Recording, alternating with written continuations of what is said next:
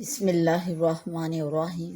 حضرت ابو خزیمہ رضی اللہ تعالیٰ عنہ بیان کرتے ہیں کہ انہوں نے ایک خواب میں یہ دیکھا کہ وہ نبی کریم صلی اللہ علیہ وآلہ وسلم کی پیشانی پر سجدہ کر رہے ہیں۔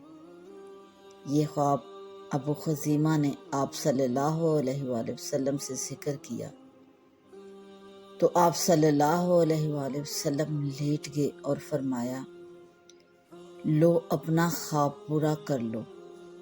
انہوں نے آپ صلی اللہ علیہ وآلہ وسلم کی پیشانی مبارک کے اوپر سجدہ کر لیا۔